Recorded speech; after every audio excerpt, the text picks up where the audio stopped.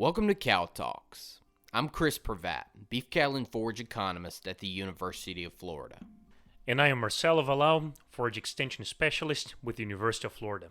And this is our podcast, where we dive deep into the main topics affecting livestock and forage production in the southeastern United States. From the mainstream media to new technologies straight from our research stations.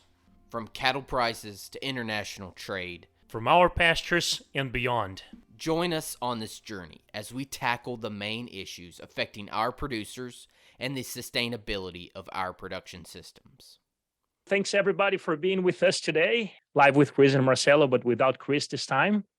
And it's a pleasure to be here with you today. And we have two guests joining us today to talk about cool season forages and the planting season. First, we have David Zierden, our state climatologist. And we also have Dr. Blount from the North Florida Research and Education Center as our professor in forage breeding and genetics, and actually someone that developed most of our cool season varieties that come from Florida. David, Ann, thanks for joining us. Glad to be here, and I appreciate the invitation. Always like to talk weather and climate. Let's start with a little bit of a weather update from David and what we're seeing for the planting season for winter forages. Yeah, we're in an interesting time right now. Of course, the big weather story is Hurricane Ian and how it did impact and continues to impact our state.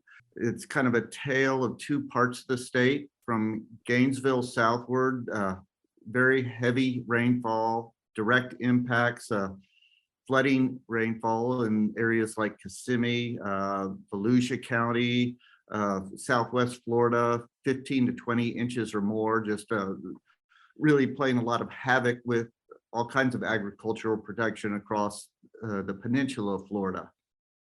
But the other side of Hurricane Ian's landfall is from the Suwannee River westward, the Florida Panhandle, where they missed all of the rainfall. There was actually a kind of unique occurrence there from Tampa up through the Florida Big Bend, Apalachicola Bay, Ocklawahnee Bay. Actually saw what we call a reverse storm surge with the strong northerly and offshore winds on the backside of Hurricane Ian. Tides were actually 3 to 4 feet below normal for these areas, and that extended all the way to Mobile Bay. So kind of the opposite effect of the damaging storm surge in Fort Myers that we've all seen videos with. But more important to this topic today is that once you're on the backside of one of these strong or major hurricanes, it often pulls down cooler, drier air, kind of amplifies high pressure in the wake of a hurricane as it exits the area. We saw this following Hurricane Matthew in 2016, which led to kind of a flash drought situation across the Southeast, where we had up to 45 days in a row without measurable rainfall over much of the states of Georgia, Alabama, and North Florida. We saw a similar type situation with Hurricane Dorian and Hurricane Umberto in 2019, where again, it led to the development of flash drought during this critical planting time for winter forage in the fall and in October. So we're kind of seeing that again in the Florida Panhandle and Southeast Alabama, Southwest Georgia. Dry conditions are developing very quickly, and like I say, the wake effect of Hurricane Ian is part of that puzzle. This year it's going to be even drier than normal, and we're going to see some really rapid drying of the soils and tough conditions for planting of winter forages in rain-fed conditions. In the Pacific Ocean, we are in the La Nina phase once again, which is kind of the opposite of El Nino, where El Nino is better known. It's warmer than normal ocean temperatures in the tropical Pacific. Usually brings us a wet and stormy winter and fall season here across the northern Gulf Coast in the state of Florida, where La Nina is the opposite phase, where it's actually colder than normal ocean temperatures in the Pacific Ocean. And that usually leads to warmer and drier than normal conditions in the fall, winter, and even into the spring. This is the third consecutive year now that we've been in La Nina conditions, and we've managed to dodge the bullet the previous 2 years. In 2020, the winter rainfall patterns, especially up into central Alabama, central Georgia, were much wetter than normal, much the opposite of what we would expect during La Nina conditions. 2021 was more of a mixed bag, but again, we avoided the development of widespread or substantial drought across the area, which usually goes hand in hand with La Nina conditions. Now that we're in a third consecutive year, and with the month of October and the near and midterm forecasts looking like they are, we might not be so lucky this year. And we could go with what normally happens during La Nina, and that's a warmer, drier than normal winter, and the possible development and spread of drought across the area. So it's something to be very concerned about, especially with the dry conditions we're experiencing right now. And this La Nina is expected to last through the winter months into January, and then likely it'll start to break apart as we get into the late winter and spring, and hopefully lose its influence by those months. David, I'm looking here at the seasonal forecast for both precipitation and temperature, and it really looks like we're going to be drier than normal and hotter than normal all the way probably into March and April. But as you said, it seems to be clearing a little bit in the March, April, May trimester, getting closer to normal, which doesn't mean rainy either. Right. No, thanks for pointing that out. That's very indicative that the Climate Prediction Center is basing a lot of this forecast on the idea of a continued La Nina conditions in the Pacific Ocean, and that warmer and drier than normal is always a good bet when we are in these La Nina conditions. And as you pointed out, once we get into March, April, May, we start to lose that signal, but that's mostly because the Pacific Ocean doesn't have nearly as much control on our climate as we get into the late spring and summer as it does in the cold weather months. So that's kind of what we're seeing there, but you're right. And especially you mentioned the temperature forecast. La Nina favors warmer than normal conditions across the whole southern tier of the United States, but we're also looking at an overall trend of warming across the northern hemisphere due to climate change. So when you add on climate change with La Nina conditions, warmer than normal winter conditions are a pretty good bet. So my concern is winter forage planting right now. I've told everybody to look for cooler weather and of course a rainfall pattern that is not just one rain event, but possibly two, because I'm concerned about stand failure. But now you have me really concerned, although I already suspected this. So when you have warming conditions, we're going to be more at risk for diseases. So again, Marcelo and anyone who is helping folks with winter planting, newer varieties have better disease resistance. I'm mostly concerned about fungi being an issue. Warm weather oftentimes promotes that. Also, what you said about going into the spring of the year, so we have a number of folks planning on putting in new pastures. So waiting until we see what the weather is going to be like in February, March is a lot of the window that we recommend for planting Bahia grass. But my concern is fall planting and then spring planting of perennial grasses, considering what you just reported to us.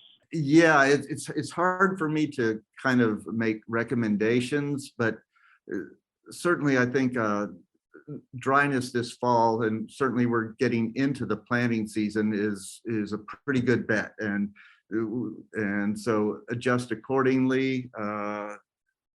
As we get into the spring of the year, this February, March time frame, when other pastures are being planted like Bahia, that's more of a wait and see, because like I say, the two previous years we've had La Nina conditions in the Pacific Ocean, but the widespread drought or dryness never really developed. So I wouldn't cancel those plans at this early stage, but certainly just watch and wait and look for favorable weather conditions. Actually, this year was very favorable for planting. It was very hard for folks who had to bale any kind of hay in the spring or in summer months like perennial peanut. But as far as getting pasture establishment in a La Nina supposed year, we actually had very good conditions for that, and a lot of people took advantage of it. But now you got me nervous going from a dry fall into a dry potential spring. And a lot of us did in the Florida Panhandle did not put up good quality hay at all this year for the winter months for livestock. So that's another concern. I was hoping early planning of cool season forages would offset the quality issues in conserve forage. Everything seems to favor dryness right now. One strategy that I like using is try to get the land prepped earlier, or at least herbicide early in late September, early October, get some of those showers in to replenish those soil reserves, which are not great here in Florida because it's so sandy, and try to get planting afterwards. Another strategy that I think is going to be important for producers at this point, which is late to start doing it, but those that have stockpiled forage might be better off in using that stockpile forage during the October, November, in December, and probably delaying that planting of the cool season forages later into November, when the chances of rain are getting a little better, the cold fronts are getting stronger, right, David? Yeah, no, that's exactly right. Once we get into November and December, the fronts are a little more regular, a little more vigorous, and we can count on a little better rainfall, even though we are in La Nina conditions. Okay. And I know you asked me in terms of where we're talking about, and most of the cool season are going to be planted. Cool season forages are going to be planted in the central, north, and panhandle. But just a little comment on southern Florida. Seasonal precipitation outlook here, it still looks the same, below average for southern Florida as well. Yeah. So we're probably not looking into a good scenario for cool season forages in South Florida this year. Okay, so the other thing that I want to talk today, and bring your experience here, is about the recommendations. So we recently updated the EDIS, or new Ask IFAS 2022 cool season forage recommendations. What is new for the producers, and what has changed from past years? So not a whole lot new, except for some of the wheats have now surfaced as being good as far as their forage production. So that's important because that's an insurable crop. Now I'm starting to get worried. Maybe it is a good idea that you should plant something that's insurable, because I'm not sure when we're going to be able to get the forages in the ground. But the good news is seed costs haven't gone up. So the seed prices has remained fairly the same. I do want to caution everybody, there is some carryover seed on the market. Be very careful looking to see when the seed was actually harvested and what the germ is. So here's a report. There has been some triticale on the market that has germination in the 70% range, somewhere in there. And it has to be 80% for it to be legally sold. But there are allowances that are made on the labeling sometimes when the germination is a little bit lower. Then what they do is they actually germinate in the seed testing labs a little bit more refined, and they can bump up the percent germination a little bit and make it saleable. But oftentimes what that means to me is it may have low vigor. So just to be aware, to check when that seed was actually harvested. It should be on the label. It should have been retested if it's carryover seed from the year before. Sometimes they'll give you a little bit of a price break on it because they're trying to move out the older seed. New seed is not all on the market yet. but the carryover seed is what they're going to be marketing first. So buyer beware. It's why we read the labels. And so make sure that the germination is at least 80%. And in the case of it being 80 or below, I would recommend that we have folks consider if they buy that seed to increase the seeding rate, because we don't base anything on pure live seed. We base everything on pounds per acre. And so, if you're 10% down or 20% down on germination, you might want to make those adjustments. And even if the seed's cheaper, it'll come out probably the same cost. Good news, there should be plenty of cereal rye on the market, plenty of oat varieties on the market, triticale, plenty of 342 triticale. I think 1143 may be a little bit more on the limited side. There's a number of new wheat varieties. They are available. If any carryover seed on legumes, the rhizobium is dead, so it'll all need to be re-inoculated, even if the germination meets the saleable level. A lot of times, I would be concerned if it's pre-coated, that the seed may not have the same vigor or viability. But for sure, if it is coated with the rhizobium is no longer active, and it would need to be re-inoculated. Well, my recommendation is always inoculate regardless. My preference is always to buy raw seeds or not coated seeds, because you're not buying inert material, and inoculate those seeds yourself right before planting. It's pretty cheap to do that. It's going to add very little cost, a little more labor, but very little cost. And it's a great assurance that you're having the rhizobiums there close to the seeds when they germinate. And again, check the label on that. Since one year I found inoculant that was 3 years old sitting on a shelf in a feed and seed store for sale for that year for planting. So the inoculant was out of date in a warm feed store, and I'm sure it wasn't viable. That's true. Keeping the inoculant out of direct sunlight and in a cool environment is essential, and inoculating it right before planting, not days before planting. And given what David brought to us in terms of forecast for the weather, knowing the likelihood of being dry is high, what are the choices we're going to do to make in terms of planting time in species and or varieties to plant? Okay, so this is not a scenario that we haven't dealt with before. When we plant forages, we recommend October 15th to November 15th, but when we plant the same forages for grain, it's November 15th to December 15th.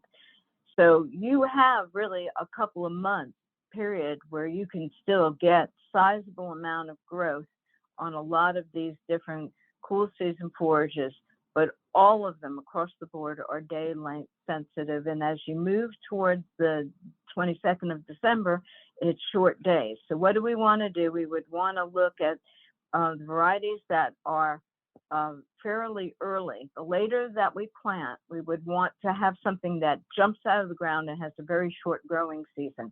An example would be Florida 401 rye, Trical 342 triticale or 1143 triticale, and Legend oat. That group are the earliest of all the small grains, and that would fit for very late planting. Marcelo and I try in the variety recommendations to list, if we can, which varieties are early season producers, and that's what I would say. The later you plant your early season producers. And if we're going to have a dry fall, like David's suggesting, I would caution very carefully about planting ryegrass, because that's where you'll get the most chance of stand failures. Ryegrass needs moisture to germinate and get going. So I wouldn't plant ryegrass until we get consistent rain. What I would be looking in terms of planting this year would be something, I think the oat and the rye are going to be good options in terms of resistance, because especially rye, because it is more drought tolerant and early, as you mentioned. But I think that ryegrass may have a place later in the season, as always, especially because it will hopefully we'll get a little more rain towards the mid in later part of the winter, which would be an assurance to have forage growing later. So I'll still keep. I think I would still keep that ryegrass, and it probably, even though the germination, the get go might be a little slower, it will be covered by the oats, and then we have it later on. Do you agree with that? So you could go ahead and just do the blend, which I'm very much in favor of, because like you said, it gives you a longer season forage production. And if David's right and we start to get some spring rains, then that'll certainly, help the ryegrass. But the good thing about ryegrass is in the event that you do use ryegrass in a blend, you can, if you lost that component, you can always go back and sling it out with a distributor. The good thing is it could go on top of the ground rather than necessarily drill, because it's such a tiny seed. So you could do a rescue sometime in December and just distribute ryegrass over the fields. That's a good situation. And don't forget, we have a lot of people who have irrigation. They shouldn't be afraid of anything. They should go and just wait for cool temperatures and plant. So the dairies should be in good shape. Most of them are under irrigation systems. And if you're using ryegrass in the mix and it's dry and you lose that component, consider maybe adding some more ryegrass at a later date. So good. I agree with that, Marcel. Don't not include it, but you may lose it if it's very dry and you plant now. So Kelly Grazer 3, that one was a line that we developed. It took us 10 years working with University of Georgia. That line has topped the yield trial for years as the top rye, and it is a broad season rye. It has an early, medium, and late component, and so it's actually Florida 104 rye. I think sometimes Marcel and I put that in parentheses, but it became Kelly Grazer 3, and I just looked at the yield data from this last year, multi-location, and it's still right up the top. Excellent, excellent cereal rye. So I would say that would be right up there, where I would recommend that as a rye of choice. And if you do grow 401, it would be either as a cover crop, a windbreak, or where you would mix it with something like ryegrass so that you have some extended forage production, because it's so ultra early. I'm curious about what is new that we have released this year that is in the market already. Okay, what's new? So probably the newest is the 720 oat that's actually out there commercially available. So there's also some new varieties like Juggernaut. I haven't seen that really out there. There's a couple of new ryegrasses. So there's really not a lot of newbies on the market. There's a new rye called Swift. It did look good in the trials. It's from Noble Foundation. The 1143 triticale is probably one of the newer ones that are out there. And we have a new triticale, but it'll be another, like I said, year or two before you see it commercially, even though it's released. From the list we have here, I think there is three new oat varieties that came out this year that were added to the list this year.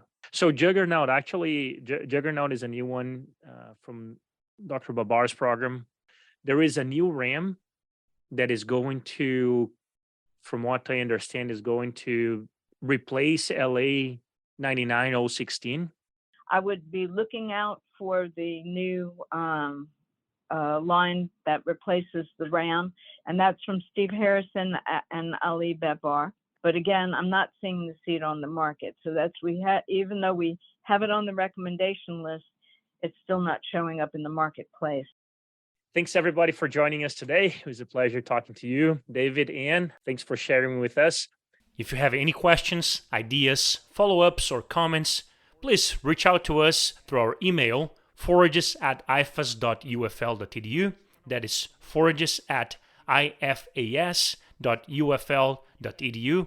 Or find us on our social media, uf.forages on Instagram, UF Forage Team on Facebook, or UF IFAS Forages on YouTube.